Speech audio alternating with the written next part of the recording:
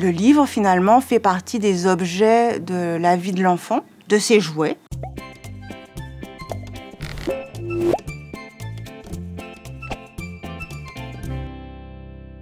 Violaine Roda, je suis orthophoniste.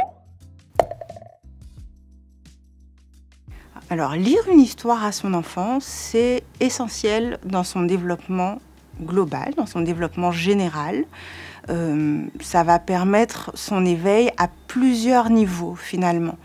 Tout d'abord, ça va permettre son éveil à un niveau affectif, parce que c'est un moment qu'on passe à deux ou avec les autres membres de la fratrie. Mais en tout cas, c'est un moment calme, un moment privilégié, qui va permettre de faire redescendre la pression de la journée. C'est un moment câlin, un moment où on va être rassuré. C'est un moment pendant lequel l'enfant va pouvoir appréhender ses émotions, dans le sens où il va découvrir des histoires avec des personnages qui vivent des histoires proches des siennes. On sait que les émotions sont difficiles à gérer pour les enfants et donc il va pouvoir confronter les histoires vécues par les personnages aux siennes, apprendre à mettre des mots dessus, apprendre à les analyser et donc à mieux les gérer. Ensuite, c'est un moment idéal pour développer également sa motricité. Le livre, finalement, fait partie des objets de la vie de l'enfant, de ses jouets. Il va le manipuler. Et donc, comme tout ce qui est manipulé par l'enfant, ça va être déplacé, tourné, éventuellement tapoté. On sait également que l'enfant découvre son environnement par la bouche, donc le livre ne va pas faire l'exception. Il va être mordillé. Mais si on prend un livre dans les premiers temps qui est rigide, plastifié, il va pouvoir résister aux assauts et aux expériences de découverte du bébé. Lire une histoire à son enfant, ça favorise aussi son éveil intellectuel.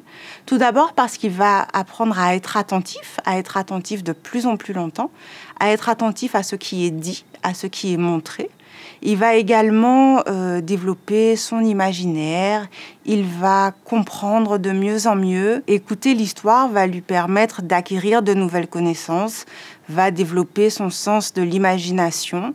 Ça va lui permettre aussi de mémoriser les informations, de les organiser et donc petit à petit de structurer son raisonnement et sa pensée.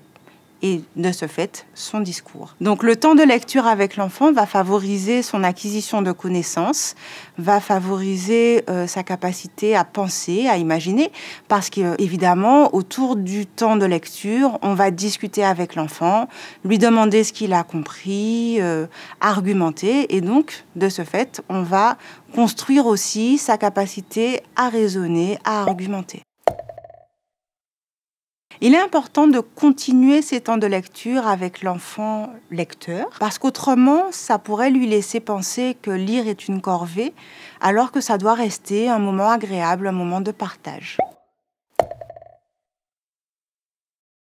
Alors, quand on lit une histoire avec un enfant, on va découvrir avec lui l'histoire, bien sûr, donc le thème qui est associé, mais également les illustrations. Donc on va mettre sur les illustrations du vocabulaire, on va lui apprendre des mots, il va découvrir des concepts. Alors il arrive très souvent que les enfants demandent qu'on leur raconte la même histoire, encore la même histoire. Alors ça peut être lassant, ça peut être surprenant pour le parent, mais finalement c'est par cette répétition que l'enfant va pouvoir découvrir des concepts de manière plus aboutie. Il va également pouvoir, dans un premier temps, faire une découverte. Dans un deuxième temps, il va pouvoir mémoriser ces nouveaux éléments et ensuite, il va pouvoir les réutiliser. Donc finalement, ce processus de répétition est essentiel. Parce que dans un premier temps, l'enfant va s'intéresser à l'histoire uniquement et ensuite, il va pouvoir aller découvrir le texte de manière plus aboutie. Il va pouvoir remarquer que certains mots riment, il va pouvoir remarquer que certaines phrases sont répétées. Et en fait, il va pouvoir mémoriser également la structure de l'histoire. Et ça va également favoriser la construction de son langage, puisque du coup, ça va l'aider à structurer ses phrases. Mais ça va également l'aider à structurer son discours, puisque l'histoire a une architecture propre. Elle est construite d'une certaine façon, qui est très souvent la même. Il y a un début, un problème à résoudre avec plus ou moins de péripéties, et ensuite un dénouement, une fin heureuse. Alors, lire un livre avec son enfant va favoriser l'accès, la facilité d'accès au langage écrit. Quand je parle de langage écrit, j'entends lecture et orthographe. Dans un premier temps, le fait d'avoir des livres à disposition, de lire des livres régulièrement à la maison, ça va donner le goût de la lecture. Ça va aussi apprendre à l'enfant à manipuler le livre de manière adéquate et donc à respecter cet outil. Par ses capacités d'observation et d'imitation, l'enfant va dans un premier temps apprendre donc à manipuler ce livre comme il faut, à le tenir dans le bon sens. Avec un enfant qui est dans l'apprentissage du langage écrit, il est important de faire la différence entre le fait de lire une histoire ou de la raconter. On doit annoncer la couleur finalement. Ce sont deux procédés différents. Si on lit une histoire, on doit respecter scrupuleusement le texte. Par exemple, si on lit l'histoire du Chaperon rouge, on va lire que le Chaperon rouge va rendre visite à sa mère grand. On doit absolument dire mère grand, même si ça ne paraît pas naturel, ne pas remplacer par grand-mère ou par mamie. En revanche, si on raconte l'histoire, donc on l'annonce comme telle, on peut remplacer les mots du texte par des mots du quotidien de l'enfant.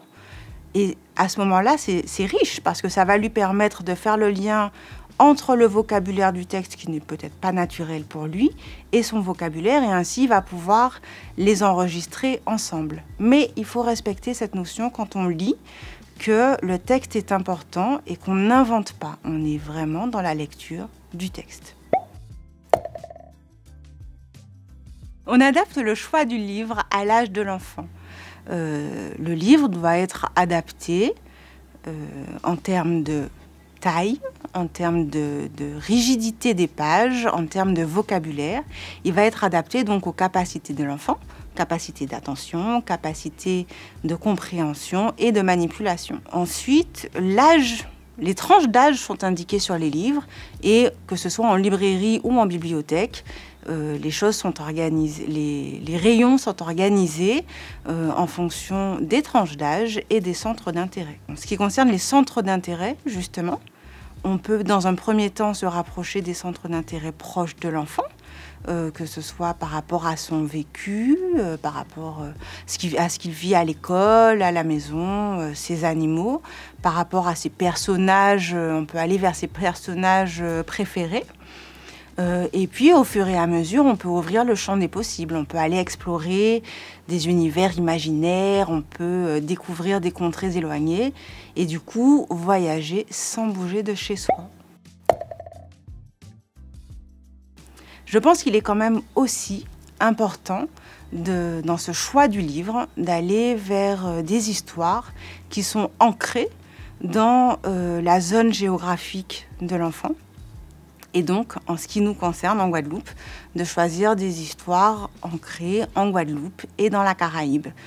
De ce fait, l'enfant va pouvoir découvrir, redécouvrir nos contes, nos histoires, et avoir comme référent des personnages qui nous ressemblent physiquement et dans les habitudes de vie. Avec ce choix ancré, on va pouvoir accompagner le développement de l'estime de soi de l'enfant. On peut trouver la plupart des histoires dites classiques sous format audio, donc ça peut être sur YouTube, ça peut être sous forme de CD. C'est une option assez chouette, à condition de rester sur le versant écoute de l'histoire. Et donc, si c'est sur un écran, de cacher l'écran. Le plus souvent, ce sont des comédiens qui lisent ces histoires et du coup, on a la chance d'avoir des intonations, d'avoir des changements de voix. Donc ça peut être vraiment sympa, à condition également que ça ne remplace pas les temps de lecture avec l'enfant.